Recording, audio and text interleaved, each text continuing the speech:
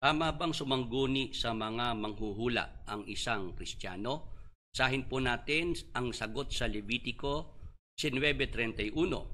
Huwag kayong sasangguni sa mga kumakausap sa mga espiritu ng mga namatay o sa mga manghuhula. Ito po ang sinabi ng Diyos sa kanyang bayang Israel. Pinagbabawal po niya ang pagsangguni sa mga manghuhula. Bakit po sa Levitico 20 at 6? Ang sino mang sumasangguni sa mga kumakausap sa mga espiritu ng mga namatay na o sa mga manghuhula ay kasusuklaman ko at ititiwalag sa sambayanan.